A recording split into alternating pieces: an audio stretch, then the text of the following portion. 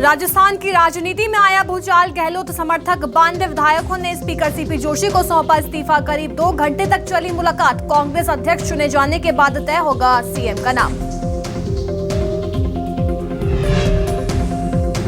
CM Shivraj की morning action बैठक। अनूपपुर जिले के अधिकारियों की लेंगे बैठक। कानून व्यवस्था, नल जल योजना समेत कई योजनाओं की लेंगे रिपोर्ट। छत्तीसगढ़ में गंगाजल पर गरमाई सियासत। कांग्रेस ने बीजेपी पर लगाए दुष्प्रचार के आरोप। रमन सिंह को कानूनी नोटिस देने की कही बात। रायपुर में इंटरनेशनल बैडमिंटन प्रतियोगिता का समापन समारोह। सीएम भूपेश बघेल हुए कार्यक्रम में शामिल। सीएम ने खिलाड़ियों को किया प्रेरित। आज से शारदीय नवरात्र की शुरुआत। पहले दिन दिखी माता के भक्तों की भारी भीड़। 2 साल के कोरोना के बाद जम्मू से लेकर दिल्ली तक मंदिरों में लौटी रौनक।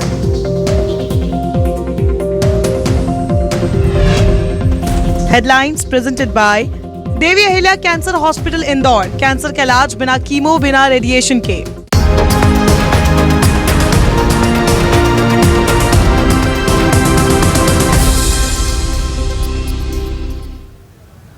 नमस्कार, मैं अलीशा और आप देख रहे हैं न्यूज 24 मध्य प्रदेश छत्तीसगढ़। तो चलिए रुक कर लेते हैं बड़ी खबर का। खबर रायपुर से है, जहां सीएम भूपेश बघेल का राजनांदगांव और दुर्ग दौरा आज है। तो कई स्थानीय कार्यक्रमों में सीएम बघेल शामिल होते हुए नजर आएंगे। तो नवरात्रि के पहले दिन डोंगरगढ़ में मां बमलेश्वरी के सीएम भूपेश बघेल दर्शन करते हुए नजर आएंगे। साथ ही मां सती चौरा गंजपारा में पूजन में भी शामिल होंगे सीएम। तो ग्रेसन जयंती पर दुर्ग भिलाई में सामाजिक कार्यक्रम में शामिल होंगे सीएम। तो सीएम आज अलग अलग कार्यक्रमों में शिरकत करते हुए नजर आएंगे। तो ये बड़ी खबर है। तो डोंगरगढ़ में मां बमलेश्वरी के दर्शन भी करेंगे। आज नवरात्रि का पहला दिन है, जिसके चलते आज सीएम भूपेश बघेल पूजा अर्चना भी करते हुए नजर आएंगे। मेरे सहयोगी रायपुर से वैभव जी पांडे जी हमारे साथ जुड़ गए हैं फोन लाइन पर। वैभव जी, आज सीएम भूपेश बघेल का राजनांदगांव और दुर्ग दौरा है, क्या कुछ उनके पूरे कार्यक्रम रहने वाले हैं आज के? देखिए, मुख्यमंत्री भूपेश बघेल आज डोंगरगढ़ पहुंचेंगे। नवरात्रि का चूंकि पहला दिन है और मां बमलेश्वरी जो का मंदिर, प्रतिष्ठित मंदिर डोंगरगढ़ में है, लिहाजा वहां पर वो सबसे पहले पहुंचेंगे और वहां मां बमलेश्वरी का दर्शन करेंगे। स्थानीय लोगों से मेल मुलाकात करेंगे।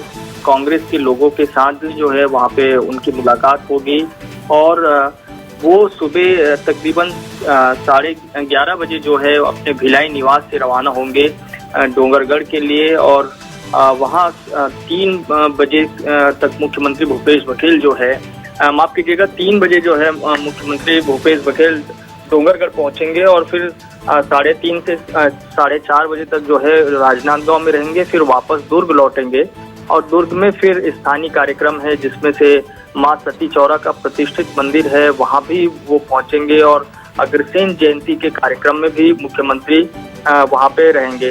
तो इस तरह से उनका पूरा दिन भर का आज कार्यक्रम है दुर्ग और राजनांदगांव का। और फिर देर रात मुख्यमंत्री वापस रायपुर लौट आएंगे। जी बिल्कुल, अलग अलग कार्यक्रमों में सीएम भूपेश बघेल शिरकत करते हुए नजर आएंगे। आप हमारे साथ बने रहिए, आगे भी आपसे खबरों पर लगातार अपडेट ली जाएगी।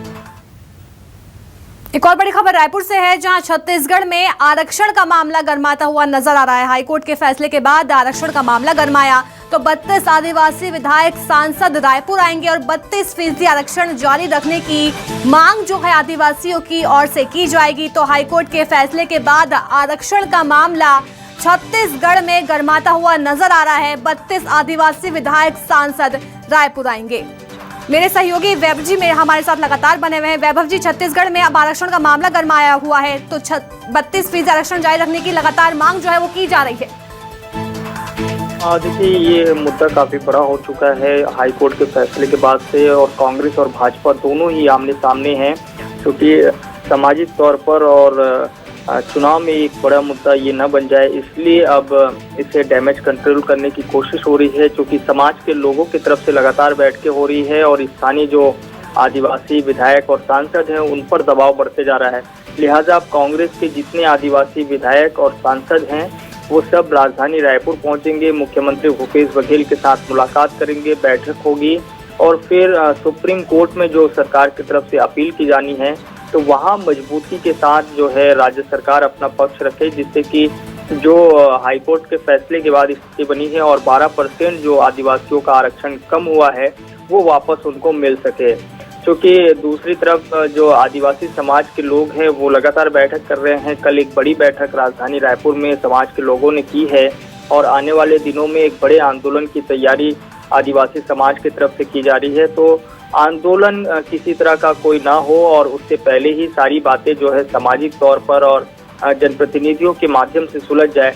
लिहाजा इसी कड़ी में जो आदिवासी विधायक और सांसद है वो रायपुर पहुंचेंगे और मुख्यमंत्री के साथ उनकी मुलाकात होगी, जिसमें सरकार की तरफ से मजबूती के साथ सुप्रीम कोर्ट में इस मांग को रखा जाए, जिससे कि वापस जो है उनको आरक्षण अपना 32% मिल सके। इस पर कवायद होगी, इस पर रणनीति बनेगी। जी बिल्कुल, बहुत बहुत शुक्रिया आपका हमें तमाम जानकारी देने के लिए।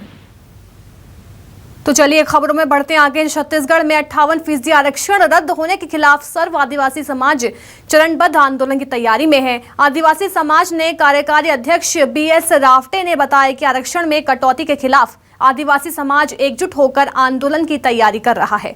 तो आगामी 8 अक्टूबर विधायकों से मुलाकात कर 10 अक्टूबर को महाबंद का आयोजन होगा और अगर स्थिति यथावत रही तो नवंबर में आर्थिक नाकेबंदी करेगा आदिवासी समाज। तो वहीं मुख्यमंत्री भूपेश बघेल ने कहा कि बीते दिनों सर्व आदिवासी समाज के प्रतिनिधियों से मुलाकात हुई थी और सभी को भरोसा दिलाया गया, किसी का हक नहीं काटा जाएगा और सभी के हक की लड़ाई एक साथ लड़ेंगे।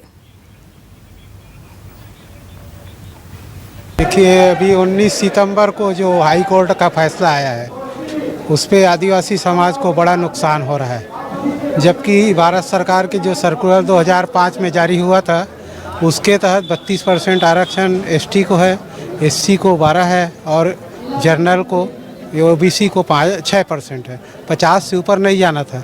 सरकार ने 50 से ऊपर दिया 58%, तो उसका अध्यादेश के रूप में दिया है, उसके लिए कोई नियम अधिनियम नहीं बनाया है और हाई कोर्ट ने इसी आधार पे उसको खारिज किया है। अभी जिस प्रकार से जो आदिवासी समाज के लोग मिले थे, अन्य के लोग भी हैं, किसी का भी अधिकार में कटौती नहीं होगी। जिसका जो हक है उसके लिए हम लोग लड़ेंगे। छत्तीसगढ़ में गंगा जल पर सियासत लगातार गर्माती हुई नजर आ रही है। बीजेपी के आरोपों पर कांग्रेस की प्रेस कॉन्फ्रेंस हुई तो कांग्रेस ने गंगा जल उठाने वाला वीडियो भी दिखाया। तो वहीं PCC संचार प्रमुख सुशील आनंद शुक्ला का बयान भी इसको लेकर सामने आया। कहा कि गंगा जल शराबबंदी को लेकर उठाया गया था तो गंगा जल कर्ज माफी के लिए उठाया गया था। तो गंगा जल कर्ज माफी को लेकर झूठ बोल रहे हैं बीजेपी नेता। तो बीजेपी गंगा जल का अपमान कर रही है। कांग्रेस का बयान सामने आया है। तो गंगा जल पर दिए गए बयान रमन सिंह वापस ले और पूर्व CM रमन सिंह को कांग्रेस कानूनी नोटिस भी भेजेगी। तो लगातार गंगा जल पर सियासत गर्माती हुई नजर आ रही है। जनता पार्टी के नेता घूम घूम के पूरे प्रदेश में दुष्प्रचार कर रहे हैं और कल से उनके द्वारा महासमुंद से गंगा जल सम्मान यात्रा निकाली गई है और इस पत्रकार वार्ता में उनके द्वारा, इस कार्यक्रम में उनके द्वारा यह कहा जा रहा है कि कांग्रेस पार्टी ने 2018 में एक पत्रकार वार्ता लेके यह वादा किया था, गंगा जल की कसम खाया था कि जो उनके जन घोषणा पत्र के वादे हैं उन सारे वादों को पूरा करने के लिए कांग्रेस पार्टी ने अपने घोषणा पत्र के वादों के लिए गंगा जल उठा के कसम खाया था। खबर बीजापुर से है, जहां अज्ञात बीमारी से 39 लोगों की मौत की खबर के बाद प्रशासन ने स्वास्थ्य विभाग से एक बड़ा अमला प्रभावित क्षेत्र में भेजा। दुर्गम रास्तों से होते हुए करीब 3 दिन तक कैंप करने के बाद मेडिकल टीम के साथ प्रशासनिक अमले की वापसी शुरू हो गई है।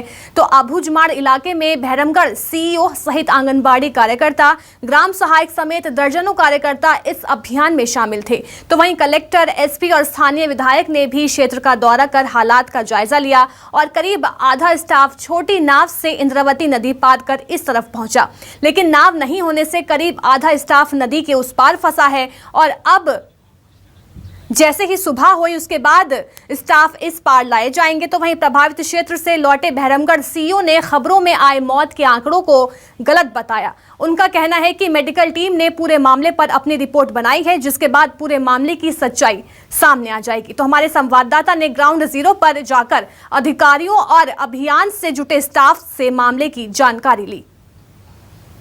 3 दिनों की मशक्कत के बाद अब ये सुखद खबर अबुझमाड़ इलाके से निकल के आ रही है कि जो मेडिकल टीम है वो अब नदी पार कर बीजापुर लौट रही है। आज सुबह विधायक विक्रम मंडावी, कलेक्टर राजेंद्र कटारा और उनके साथ पुलिस का प्रशासनिक महकमा उस इलाके पर गया हुआ था और संभावना जताई गई थी देर शाम मेडिकल टीम लौटेगी।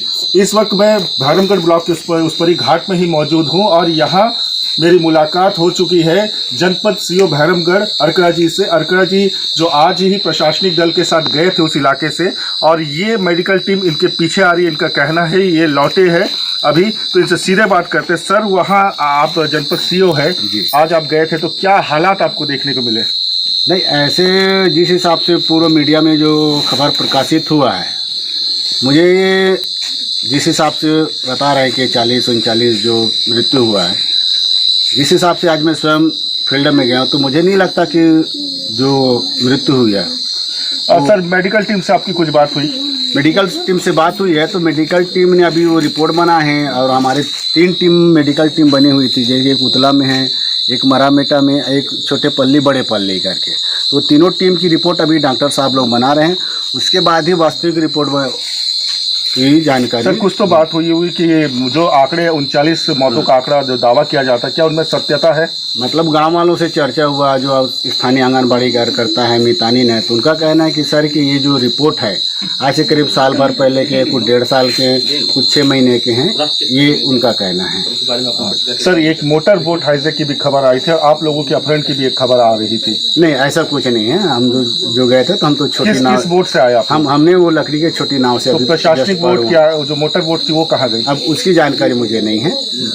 जी, ये सीओ अर्करा है, जनपद सीओ है भैरमगढ़ के, और इनका कहना है कि जो इनकी मेडिकल टीम से जो चर्चा हुई थी तो जो दावे किए जा रहे थे उनमें दावे में काफी फर्क नजर आ रहा है। फिलहाल जो भी वस्तु स्थिति है, जो हकीकत है, पीछे जो मेडिकल टीम आ रही है उससे न्यूज़ 24 बात करेगी और जो वास्तविकता है वो अपने दर्शकों तक पहुंचाएगी। पी रंजन दास, न्यूज़ 24 बीजापुर। लगातार 3 दिनों की कश्मकश और प्रयास के बाद अबुझमाड़ से में जो मौत के दावे किए जा रहे थे, अब उसकी सच्चाई लगभग बाहर आने को है और इस पूरी सच्चाई को, इसके पीछे जो खबरें आई थी उसकी तह तक जाने के लिए और वस्तुस्थिति से अवगत होने के लिए एक पूरा प्रशासनिक अमला जुटा हुआ था, जिसमें निचले से उसके ऊपर स्तर तक के हर कर्मचारी तबके यहाँ जुटा हुआ था। इसमें देख सकते पंचायत सचिव भी है, ग्राम सहायक भी है, आंगनबाड़ी कार्यकर्ता भी है, ऐसे तमाम कर्मचारी जो इस वक्त थके मांदे हैं। इन्होंने लकड़ी की जो डोंगी होती है वो पार कर देर रात अब उस परी घाट में ग्रामीण के घर पे कुछ देर अपने आप को राहत की सांस ले रहे हैं, क्योंकि 3 दिन से लगातार उस इलाके में डटे हुए थे जहां ना तो किसी तरह की सुविधा है, ना कोई कनेक्टिविटी है। ऐसे में हालात का अंदाजा लगा सकते हैं कि बीमारियों से हुई मौत के जो दावे किए जा रहे हैं उसे सच जानने के लिए और ग्रामीणों के बीच जो भय है और जो वस्तुस्थिति को बाहर लाने के लिए ये जो पूरे तरह से प्रशासन का जो अमला है डटा हुआ था, इन्हें कितने संघर्ष करना पड़ा होगा। दीदी, आप बताइए कितने किलोमीटर पैदल चलना पड़ा था आपको? 3 किलोमीटर। ऐसे 3 दिनों तक कैसे चलते थे आप लोग? कहाँ रुकते थे? बस 3 किलोमीटर 4 किलोमीटर चलते थे, फिर आके एक ही जगह रुकता था। कैसे अगर खाना पीना का बंदोबस्त खाना कैसे? पीना एक ही जगह होता था। तो रहते कहाँ थे आप लोग वहाँ पे? जहाँ मेरा केंद्र है, आंगनबाड़ी है। अच्छा। मेरा आंगनबाड़ी उतला में है, वहीं पे रुकते थे। जी, देखिए ये एक आंगनबाड़ी कार्यकर्ता है और इनकी खुद की जुबानी आप समझ सकते हैं कि रोज 3 किलोमीटर इन्होंने पैदल चलना, फिर वापस आना सेंटर में, यानी हर तरह से गांव door to door medical team ने निश्चित तौर पर संपर्क किया ताकि हर वस्तुस्थिति से वाकिफ हो सके और जो सच्चाई है उसे बाहर ला सके और जरूरत पड़ी होगी तो जिन जो बीमार होंगे उनको उपचार भी स्वास्थ्य विभाग ने किया होगा। पी रंजन दास, न्यूज़ 24 बीजापुर। तो पंडित दीनदयाल उपाध्याय की जयंती पर राजनांदगांव में कार्यक्रम का आयोजन किया गया। तो इस मौके पर पूर्व सीएम डॉक्टर रमन सिंह बतौर मुख्य अतिथि पहुंचे और पंडित दीनदयाल की प्रतिमा पर माल्यार्पण कर उन्हें याद किया। डॉक्टर रमन ने कहा कि पीएम मोदी हर एक वर्ग का विकास कर पंडित दीनदयाल के सपने को साकार कर रहे हैं, जो उनके लिए सच्ची श्रद्धांजलि है। और इस मौके पर पूर्व सीएम ने बघेल सरकार पर जमकर निशाना साधा और हर मोर्चे पर फेल करार दिया।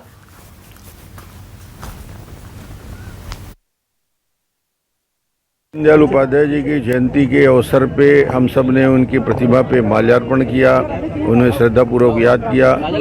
देश को नई दिशा देने वाले एकात्म मानववाद के प्रणेता और आज जो अंत्योदय की कल्पना हो रही है साकार करने वाले युग पुरुष दीनदयाल उपाध्याय जी हमारे राष्ट्रीय अध्यक्ष और महामंत्री भी थे। मोदी जी के जितने कदम हैं वो एकात्म मानववाद के साथ साथ जो अंत्योदय की कल्पना है उसको साकार करने वाला है। गरीबों के घर पानी की व्यवस्था, बिजली की व्यवस्था, उनके लिए आवास की व्यवस्था, किसान को किसान समृद्धि, 10 लाख तक के इलाज की व्यवस्था, गैस सिलेंडर में गैस देने की व्यवस्था, जितनी भी आज यदि 50 करोड़ से ज़्यादा लोगों को चावल मिल रहा है पिछले 2 साल से, तो अपने आप में अभूतपूर्व कार्यक्रम उन्होंने किया है। तो चलिए रुख कर लेते हैं कुछ और अहम खबरों का। खबर जशपुर से है, जहां हाथी के हमले से बुजुर्ग महिला की मौत हो गई है। तो तपकरा वन परिक्षेत्र के बाबू साजबहार की पूरी घटना बताई जा रही है। दंतैल हाथी ने घर को भी तहस नहस कर दिया है, क्योंकि दंतैल हाथी ने घर में तोड़फोड़ कर दी है। तो ये बड़ी खबर जशपुर से है, जहां हाथी के हमले से बुजुर्ग महिला की मौत हो गई और साथ ही हाथी ने घर में भी तोड़फोड़ की है। तपकरा वन परिक्षेत्र के बाबू साजबहार की ये पूरी घटना बताई जा रही है। देखिए तस्वीरें हम आपको दिखा रहे हैं, ये वही दंतैल हाथी है जिसने बुजुर्ग महिला को मौत के घाट उतार दिया है। तो जशपुर से बड़ी खबर है, दंतैल हाथी ने घर में भी तोड़फोड़ की है। तो ये इस समय की बड़ी खबर, तपकरा वन परिक्षेत्र के बाबू साजबहार की ये पूरी घटना बताई जा रही है, जहां एक दंतैल हाथी ने बुजुर्ग महिला को मौत के घाट उतार दिया है और उसके बाद घर में भी जमकर तोड़फोड़ की। तो हाथी के हमले से बुजुर्ग महिला की मौत हो गई है। तो छत्तीसगढ़ में लगातार हाथियों का आतंक जारी है। इसी बीच एक बड़ी खबर आई है जशपुर से, जहां एक हाथी ने बुजुर्ग महिला को मौत के घाट उतार दिया। अपनी अनोखी परंपराओं के लिए दुनिया भर में मशहूर बस्तर दशहरा की शुरुआत काछन देवी की इजाजत के बाद हो गई है। बस्तर दशहरा त्योहार की इजाजत की परंपरा भी अपने आप में अनूठी है।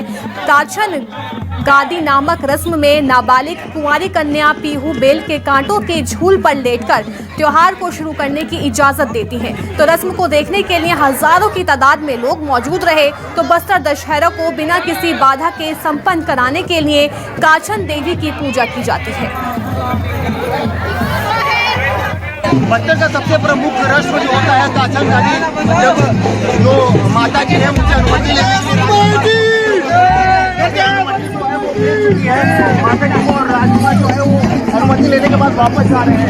आज का रस्म है दशहरे का और किस तरह से इसे निभाना पड़ेगा, क्योंकि कोरोना था 2 साल के बाद, कोरोना के बाद ये जो पहला मौका है जो कोरोना काल में भी हमने पूरा कार्यक्रम किया था। ऐसा नहीं था कोरोना काल में बंद रहा। उस समय ये था कि पब्लिक नहीं आई थी। इस बार पहली बार है 2 साल में पब्लिक को इनविटेशन है और सभी पब्लिक आज देख रहे हैं भीड़ भी इतनी ज्यादा है। उसका रीजन ये था कि कोरोना काल में हम लोगों ने सिर्फ देवी देवताओं को ही देवता दिया था, उनके साथ जो उनके सहयोगी आए थे। और साथ साथ आज का महत्वपूर्ण काम इसलिए भी है क्योंकि आज काछन माता और रेला माता दोनों से परमिशन लेकर के अब बस्तर दशहरे का जो रीति रिवाज है, जिसमें कि रथ की परिक्रमा से लेकर सभी कार्यक्रम उनकी आज्ञा फुल स्वरूप मुझे मिल चुका है। दोनों माताओं से लेना काछन और रेला ले करके हम इस परंपरा को अब आगे बढ़ाते चले जाएंगे। कब से चली आ रही है परंपरा और कितना महत्व रहता है? ये बहुत ही महत्वपूर्ण रहता है क्योंकि ये परंपरा जगन्नाथ प्रभु के द्वारा दिया गया है, जिनको कि हम कलयुग के देवी माने गए हैं। देवताओं के आशीर्वाद से बस्तर राजा को एक माटी पुजारी का हैसियत से मिला और साथ साथ एक रथपति की उपाधि मिली। और रथपति की उपाधि मिलने के बाद वो रथ जगन्नाथ प्रभु के द्वारा भेंट में दिया गया, जिसे सुभद्रा का रथ बोला गया। और वो रथ आज भी रथारूढ़ होते हैं राजा। और ये 600 सालों से चली आ रही है परंपरा, जो कि 75 दिनों तक चलती है। ऐसी परंपराओं को जिसमें एक माटी पुजारी आज के दिन से शुरुआत होती है, बाकी सब पूजा विधि विधान का है। आज की पूजा में राजा खुद सम्मिलित होते हैं, क्योंकि ये दोनों बेटियां हमारे घर की थी जिन्होंने आत्मदाह किया था। और उसके बाद पनका जाति की बच्चियों में ये माता आती है, दोनों माता हमारी बेटियां आती हैं और दोनों आशीर्वाद देती हैं कि बस्तर दशहरा में कोई दिक्कत नहीं होगी, निर्विरोध होगा और किसी तरह की कोई संकट हमारे बस्तर दशहरा में नहीं आएगा और किसी तरह की समस्याएं नहीं आएगी। इतना महत्वपूर्ण जो है ये रस्म होता है और अनुमति माता जी का जो है वो मिल चुका है। और अनुमति मिलने के बाद अब रस्म का शुरुआत हो चुका है और रस्म की शुरुआत अब अदायगी की जाएगी। और ये विश्व प्रसिद्ध 75 दिनों से चलने वाला सबसे बड़ा बस्तर दशहरा आज अनुमति मिल चुकी है। आशुतोष तिवारी, न्यूज़ 24 बस्तर। तो चलिए फिलहाल के लिए बस इतना ही। बने रहिए न्यूज़ 24 मध्य प्रदेश छत्तीसगढ़ के साथ।